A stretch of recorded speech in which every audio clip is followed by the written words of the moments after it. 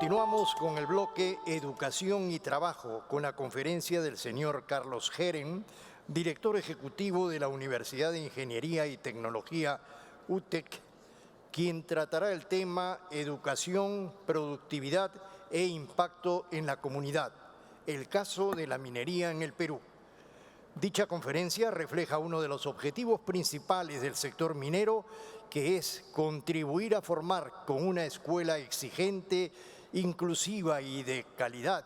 Sabemos que el trabajo que nos espera es arduo, pero estamos seguros que trabajando juntos, con entusiasmo y compromiso, podremos darles un mejor futuro a los niños y a los jóvenes de nuestro país. Adelante, señor Carlos Geren.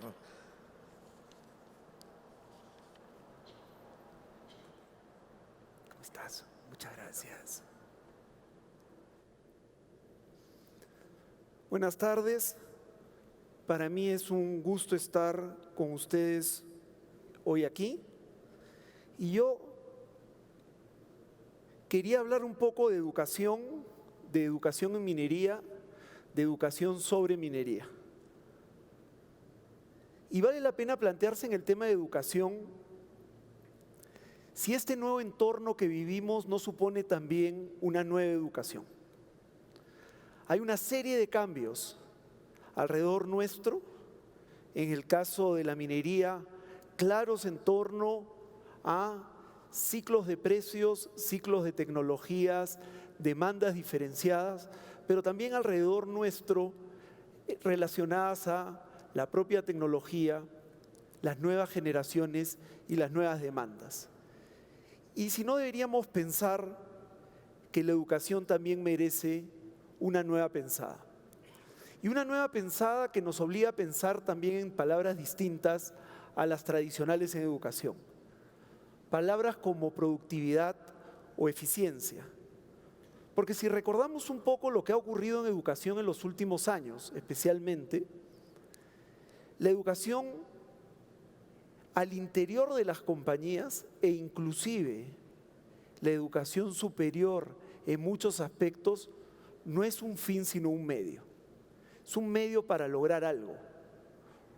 Uno no estudia solo por el hecho de estudiar, estudia por lo que esos estudios puedan generar. Y en el caso de la minería, eso es aún más importante porque es una actividad tomadora de precios. Es decir, los precios no los definen ustedes, los define un mercado y por lo tanto la estrategia es una de excelencia operativa y de competitividad al interior de la empresa. Es inusual haber hablado de educación y productividad en el pasado. Y una de las razones era que no todos los objetivos estaban ligados a productividad.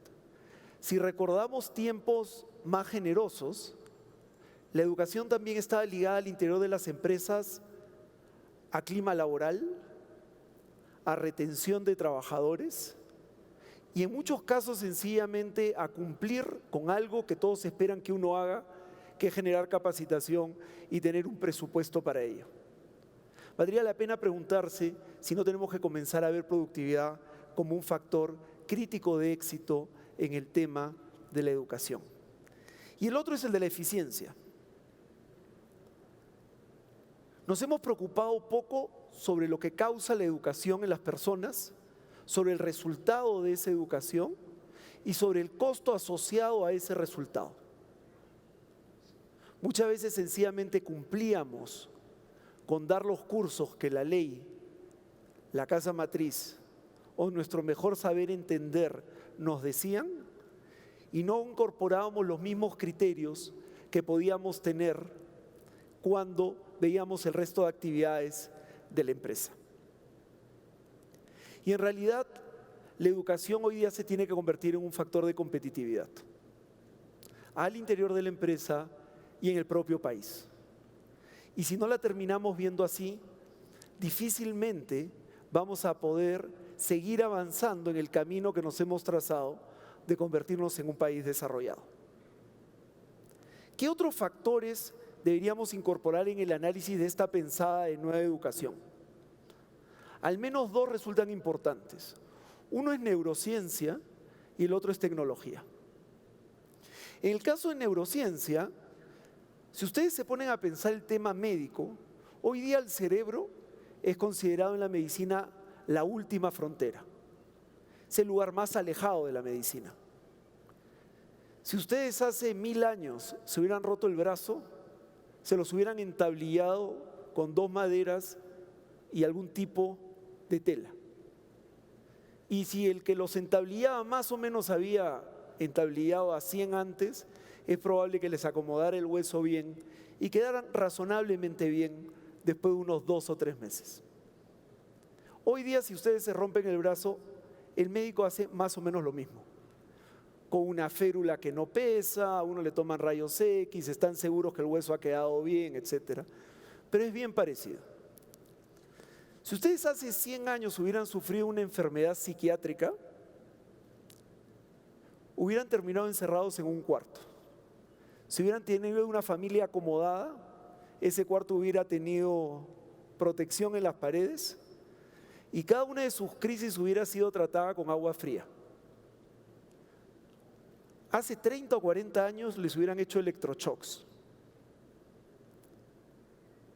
Y nuestro conocimiento del cerebro es absolutamente primario en comparación a otros temas del cuerpo humano. Y el tema crítico acá es que el cerebro define cómo aprendemos. Entonces, si pensamos en ese cerebro, hay un primer tema de atención. Y se han hecho en los últimos 15 años innumerables experimentos sobre cómo aprendemos y cómo reacciona el cerebro. Uno de ellos es cuál es nuestro grado de atención. Y de acuerdo a estos estudios, en realidad mi presentación no debería durar más de 12 minutos, porque en 12 minutos los voy a perder. Su cerebro no va a poder absorber mucho más, se van a distraer y van a tener que generar algún mecanismo por el cual pasar lo que han escuchado al cerebro. Las mujeres tienen una capacidad de atención mayor que los hombres, probablemente en el orden de los 14 minutos, y los hombres probablemente no más de 10 o 11. Y entonces cuando nosotros educamos y viene un profesor y habla hora y media seguida, en realidad difícilmente alguien va a retener algo. La edad es otro factor. Claramente no aprende igual una persona joven que una persona adulta. Un buen ejemplo de eso es este concepto tan moderno del multitasking. El cerebro humano, en la medida que va envejeciendo, va perdiendo esa capacidad. Las personas más capaces para hacer multitasking, que es trabajar, chatear, conversar con una persona todo al mismo tiempo, son las mujeres jóvenes. Y los más incapaces, los hombres mayores. Es decir, si uno quiere que un hombre mayor choque, lo que tiene que hacerle es darle una señal dentro del auto distinta para que se distraiga. Y se demora más del doble de tiempo que uno joven en regresar a oler la pista de nuevo. ¿Qué significa eso cuando le enseñamos a personas? ¿Qué efecto tiene la edad en la enseñanza y en la capacidad de aprender, que es el fin último de la razón por la cual los sentamos? Otro elemento a tomar en cuenta es el problema de la experiencia. Cuando ustedes van donde alguien que ya sabe, si es educado, lo mira a usted y lo atiende. Pero inmediatamente piensa, ¿tú qué me vas a enseñar? Porque yo ya sé. Y lo que ocurre es que va a distraer su atención durante el proceso y su cerebro hace eso, independientemente de las buenas maneras de la persona, porque siente que ya sabe. Y eso condiciona la forma de enseñar para poder lograr resultados. Capacidad de retención. Otro experimento que reta la educación de hoy, lo hicieron en una clase en Harvard. Le pusieron una pulsera a todos los alumnos, medía los impulsos eléctricos del cerebro y le pidieron que durante una semana escriba su bitácora de todo lo que hizo y la querían contrastar con los impulsos del cerebro durante esa semana. Después de una semana, al estudiante promedio veían la gráfica y habían partes planas. Y le preguntaban, ¿qué estabas haciendo a esa hora? Porque tu cerebro no funciona. Y lo que la gente estaba haciendo era viendo televisión. Porque cuando uno ve televisión, y esa es la razón por la que vemos televisión, nuestro cerebro descansa. La televisión se encarga de todo. Se encarga de la historia, se encarga de hacernos reír, se encarga de los personajes, se encarga de todo en general. Y luego encontraban otra parte plana y le preguntaban, ¿qué estabas haciendo? Y le decían, estaba en mi clase. Entonces la pregunta natural es, ¿te quedaste dormido? Y la respuesta es, no, acá está mi cuaderno y yo he copiado todo. Entonces, ¿qué hacía tu profesor? El profesor es un genio. El profesor hizo y llenó las 10 pizarras que habían en la clase de todos los temas que teníamos que aprender. O sea, básicamente repetía el libro. Y si alguien tenía preguntas, se las podía hacer. El mecanismo de que un profesor les repita lo que ya está escrito genera el mismo estímulo cerebral que ver televisión. Y la otra prueba es que al cabo de 3 años uno ha olvidado 2/3 partes de todo lo que aprendió. Entonces, en realidad, si uno está 5 años en la universidad y le enseñan así, sale sabiendo poco al cabo de 5.º año, que es una experiencia que muchos vivimos el día que nos graduamos.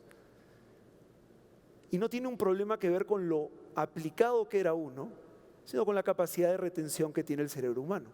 Entonces, ¿qué significa eso para la enseñanza? Y finalmente el entorno. Nosotros aprendemos distinto de acuerdo a dónde nos hagan el aprendizaje. 2 pruebas rápidas hicieron de cómo reacciona el cerebro ante entornos distintos. En una decidieron que personas aprendieran una lista de palabras, algo relativamente fácil. A un grupo se le hicieron aprender sentados en una mesa. A otro grupo le pusieron equipos de buceo, las metieron debajo del mar y les dieron la lista ahí. Luego los llevaron a los 2 afuera y le dijeron que querían que repitieran, partes del grupo para tener grupo de control, que repitieran la lista de palabras. En ambos casos, cuando uno le pedían repetir la lista de palabras de nuevo, uno obtenía 30% mejores resultados si lo hacía en el lugar donde las aprendió, incluido debajo del agua.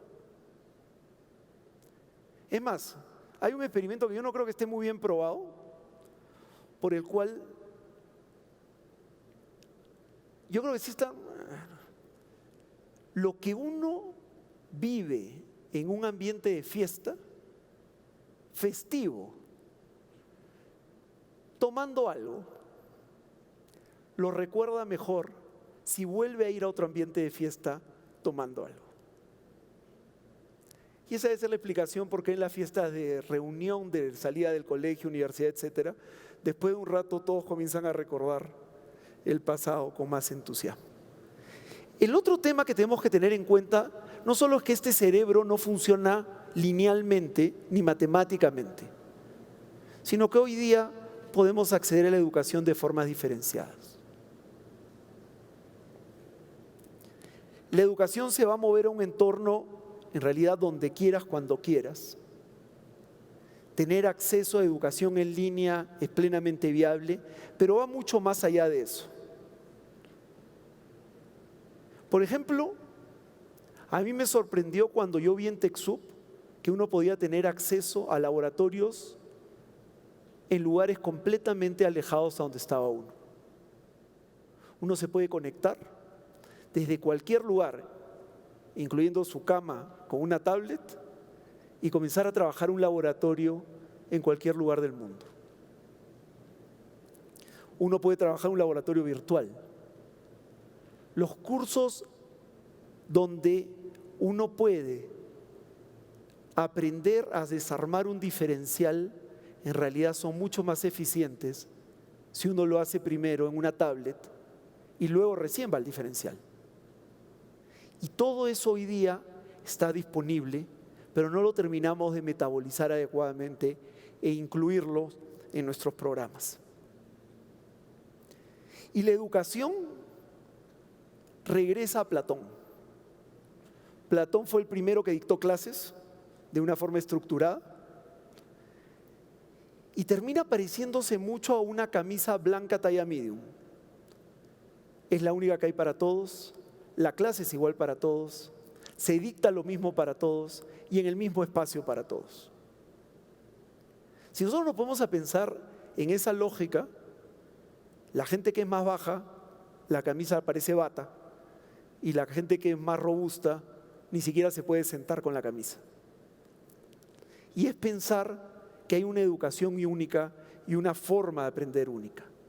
Y habría que pensar en algunas propuestas de cambio e incorporarlas desde ya en nuestras empresas. La primera, y todos ustedes la pueden recordar desde cuando comenzaron su educación y miraban alrededor de la clase, es que no todo el mundo aprende igual. Hay gente que es muy buena aprendiendo visualmente, hay gente que es muy buena aprendiendo oyendo, hay gente que es muy conceptual, hay gente que necesita tocar e interactuar para aprender. La razón por la que mucha gente abandona las matemáticas es sencillamente porque el método con que se las enseñamos no hacía match con su forma de aprender. Y hoy día deberíamos poder movernos a modelos más adaptativos. El segundo es medir. Hacemos los cursos, hacemos las capacitaciones y medimos poco lo que ocurre después. Y en realidad uno la hizo para mejorar la productividad de la empresa. Esa fue la razón para hacerla. ¿Realmente tuvo un impacto en productividad? ¿Logramos los objetivos que nos planteamos? ¿O sencillamente estamos cumpliendo un ritual que nadie se atreve a decir que no funciona? Y ustedes me pueden decir, oye, tomamos un examen al final. Un examen al final tiene el problema de que no me garantiza siquiera que en los próximos meses va a seguir ocurriendo lo que yo he tratado de lograr con el curso. Si en Perumín ahorita les pidieran a ustedes que se inscriban en una página web para formar una comunidad y les piden que pongan password y que ese password no sea el que usan para todas las cosas, en un mes 70% de ustedes no se acordaría el password. Una sola palabra. Porque así funciona el cerebro humano. Y lo otro que valdría la pena pensar es por qué la educación parece un juego discreto más que un juego continuo. ¿Por qué tiene estas etapas fijas de educación con la cual nos han marcado? Y no es un proceso en realidad que continúa y que tiene una lógica en el tiempo y que tiene repeticiones. Porque difícilmente uno aprende lo que no repite. Y hemos terminado armando modelos que asumen que aprendemos de una forma y que es efectiva esa forma. Por eso es que la educación en minería tiene el reto de cambiar. Y tiene el reto de cambiar porque la minería en el Perú tiene claramente que convertirse en la más competitiva a nivel mundial. Es el llamado de esta minería y la de todos los actores que están alrededor de ella. Y la pregunta es, ¿cómo vamos a hacer para sumar en esa competitividad y en ese cambio? Este es un trabajo que va a suponer algunos errores en el camino, probar que funciona e interactuar mucho entre proveedores y empresas. Y proponerse ganar competitividad real a través de esa educación. Ahora, este reto de la competitividad en realidad trasciende a la minería. Y vale la pena discutirlo con la minería por dos razones. Una por una razón de parte y otra por el importante rol que tiene la minería en el Perú. La razón de parte es porque la minería, como una de las principales actividades económicas, requiere personas con alta productividad y competitivas. Y en una visión más país, requiere ciudadanos, y es imposible formar un país de ciudadanos si esos ciudadanos no tienen las oportunidades para alcanzar una vida digna. Y por eso nos tenemos que plantear cómo este reto de competitividad que buscamos a través de la educación dentro de la minería lo llevamos al resto del país. En el Perú hay un elefante que camina por todos lados y del cual nosotros no hablamos. Y ese elefante es la productividad laboral. Una pregunta que nosotros no nos hacemos y no nos hacíamos especialmente en 10 años de bonanza era ¿quién invierte en el Perú? Y si ustedes se ponen a pensar, y yo les divido el mundo en 3, empresas que invierten para explotar ventajas competitivas naturales del Perú, agro, pesca, minería, empresas que invierten para satisfacer el mercado interno, empresas que invierten porque el Perú es una buena plaza para contratar profesionales y venderla al mundo. En el primer grupo tenemos un buen grupo de empresas. En el segundo grupo también. El tercer grupo, si ustedes me pueden dar 10 nombres, les costaría un trabajo enorme. ¿Quién ha invertido en el Perú por la productividad de los peruanos? Y es el elefante del cual no queremos hablar. Y no queremos hablar porque la productividad laboral en el Perú es la mitad que en Chile, la tercera parte que en Alemania y la cuarta parte que en Estados Unidos. Entonces, ¿por qué alguien decidiría invertir en el Perú?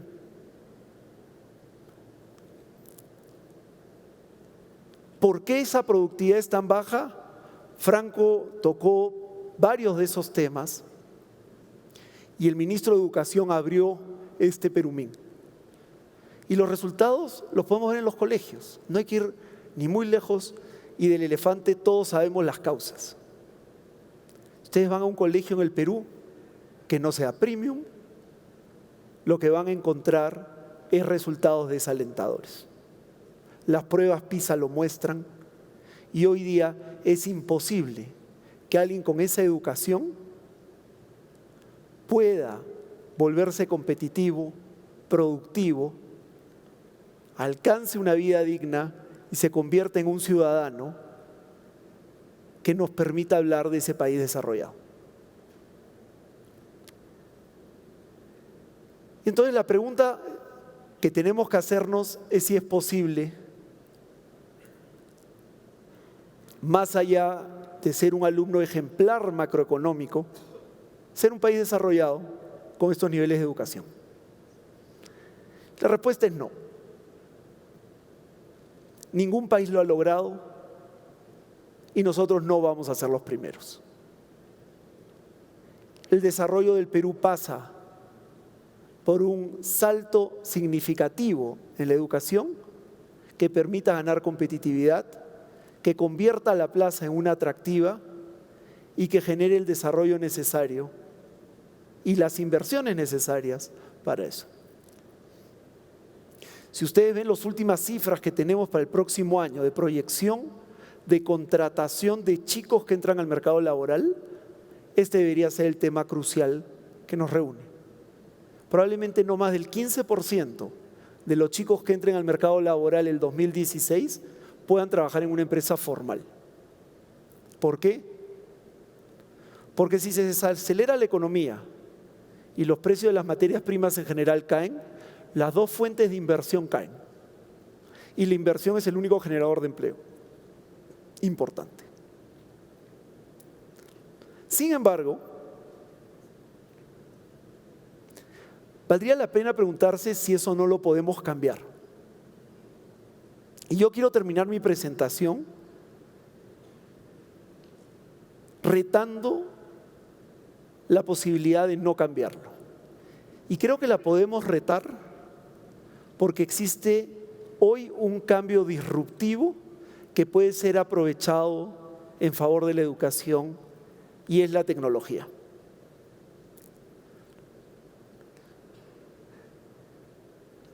Y les voy a contar sobre la experiencia que estamos viviendo hoy ya con esa tecnología.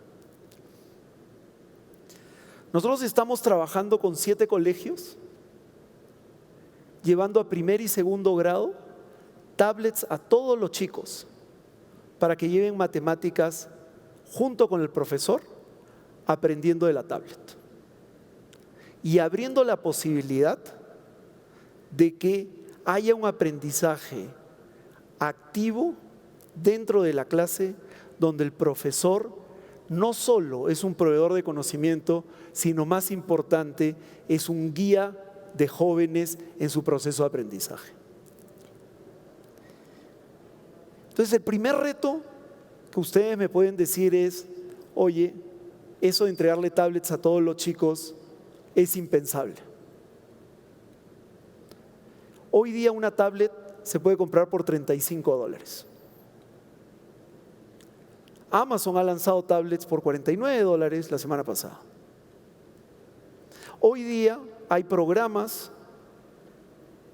de datos de no más de 15 soles al mes en una serie de países ligados a educación.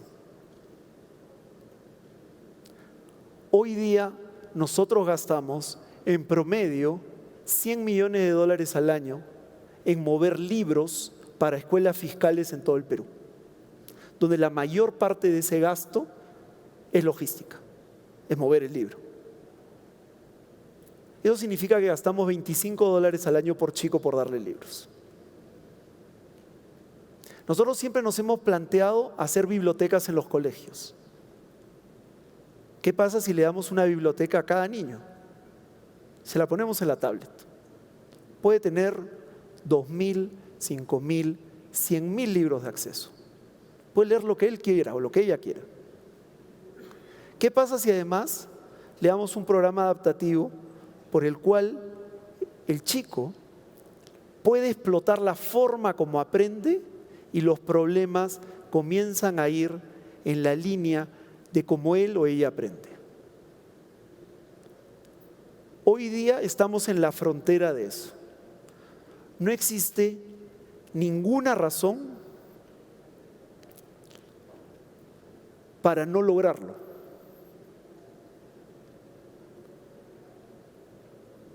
Y solo depende de la voluntad de que lo llevemos adelante. En el Perú todos estamos de acuerdo que la educación es el factor crítico que nos separa de ser un país desarrollado. Probablemente la institucionalidad también, y mi amigo Pepe Scaffi podrá dar una lista un poco más larga de temas sobre el tema, pero la educación es uno de ellos. ¿Qué pasa si retamos eso?